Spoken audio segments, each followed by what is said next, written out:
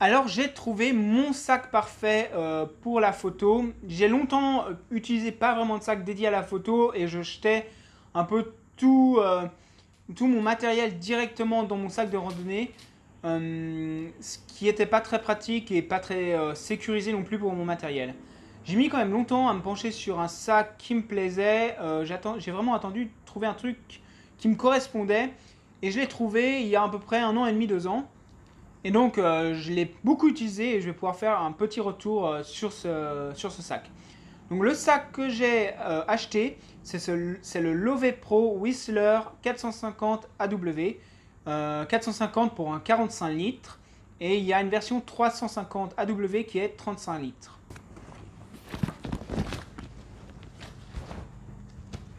Donc, vous pouvez le voir, c'est un sac qui est pas forcément petit et pas léger. Il fait 3,31 kg. Donc c'est un sac qu'on va pouvoir dire quand même lourd, mais il y a des raisons pour ça et c'est pas forcément un problème parce qu'il est très confortable. On a vraiment des lanières qui sont épaisses et on a aussi une bonne ceinture quand même ventrale qui permet de bien porter son sac. Je ne sais pas si vous portez un peu des sacs de randonnée. C'est vraiment important sur des sacs lourds comme ça d'avoir une bonne poche. Ils ne sont pas forcément très rembourrés, mais moi j'ai jamais eu de problème au niveau confort. J'ai quand même un peu tendance à casser, à pas faire très attention avec mon matériel, surtout quand je suis dehors. Et après plusieurs années, après 2 ans d'utilisation, il n'a subi vraiment presque aucun dommage. Il est un peu sale à certains endroits, mais c'est tout. Le dessous notamment est quand même assez bien protégé. Vraiment, c'est quelque chose de solide et qui vous durera longtemps.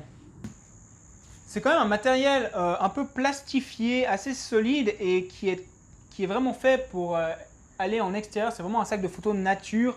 On peut notamment y attacher des skis ou un snowboard si vous voulez vraiment faire de la photo en hiver.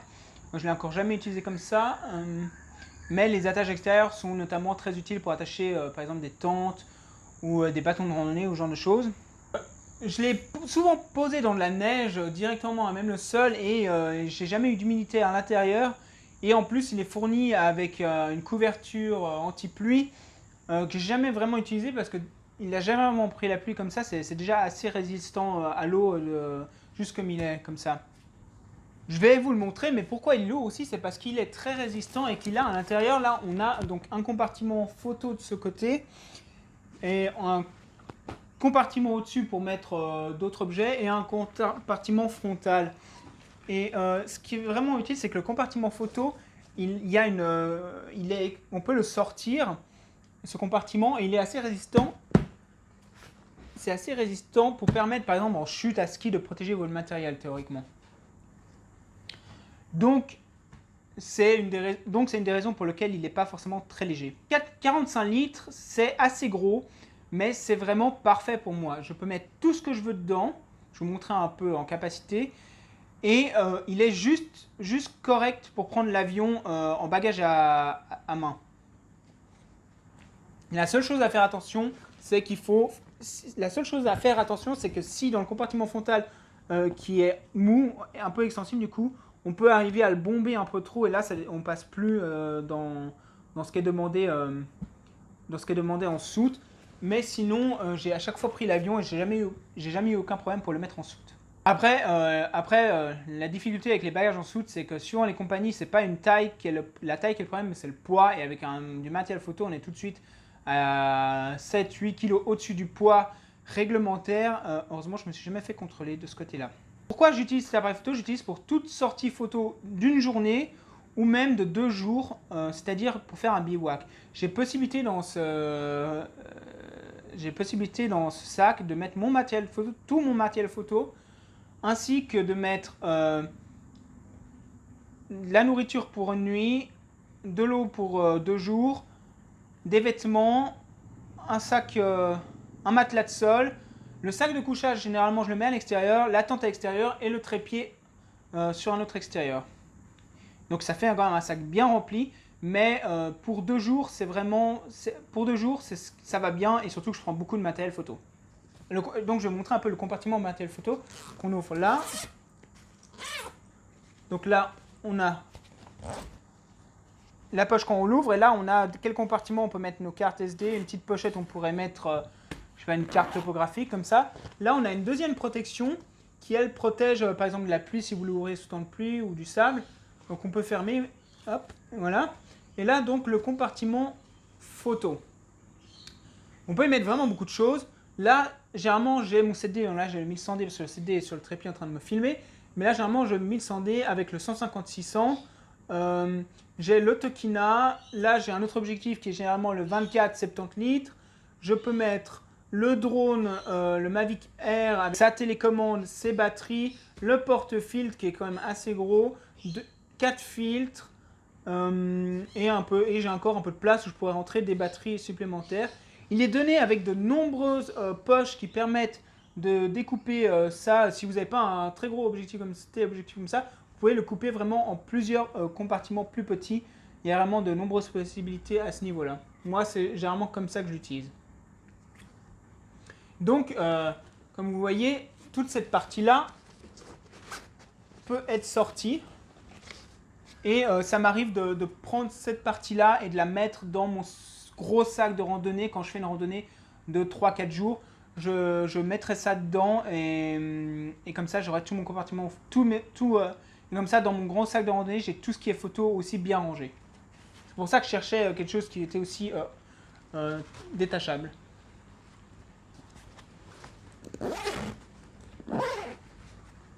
La poche du haut est aussi assez grande. Généralement, j'y mets des batteries, la lampe torche, la GoPro.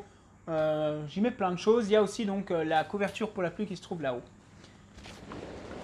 Et finalement, la couverture et finalement la partie frontale est quand même pas si petite. Elle permet de mettre pas mal de choses. Donc, comme je vous l'ai dit, là, j'ai un matelas de sol donc qui est relativement gros. Ça, c'est un matelas que j'utilise pour l'hiver. Donc, vous pouvez encore trouver plus petit. Là, j'ai une couverture pour la pluie, une doudoune, un pull,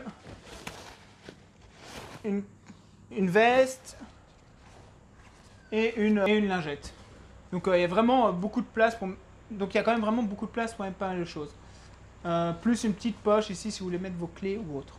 Ce que je lui trouverais comme défaut à ce sac, c'est de ne pas avoir de poche latérale. Bien que généralement j'ai quand même un trépied ici. Si j'avais rien, j'aimerais pouvoir un peu bomber cette partie-là et pouvoir rentrer une bouteille d'eau sur le côté par exemple. Il n'y a pas non plus d'ouverture pour poche camelback, ce qui est un peu dommage.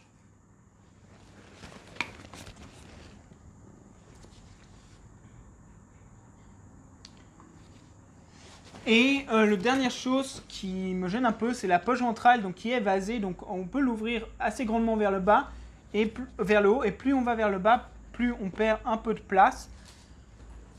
Ça a l'air d'être... En fait, ça c'est la version 1. Il y a une version 2 qui est sortie récemment.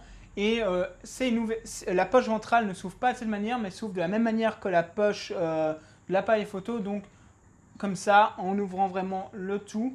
Ce qui permet, je pense, de ranger plus facilement les objets à l'intérieur. C'est un sac vraiment solide avec beaucoup de capacité, que ce soit pour la photo, mais aussi qui va vous permettre pour des petits bivouacs ou des randonnées d'une journée de mettre beaucoup de choses dedans. Pour le poids avec lequel je porte, il est vraiment confortable. Alors il est relativement cher. Cette version se trouve à 350 € sur Amazon en ce moment, j'ai regardé pour le 45 litres. Par contre, la version 2, elle, qui a l'air d'être la même mais en meilleur, eh ben elle ne coûte que 300 € en ce moment, exactement le même prix par contre que la version de 35 litres. Donc vous pouvez avoir la petite ou la grosse, capacité pour le même prix, environ 300 €.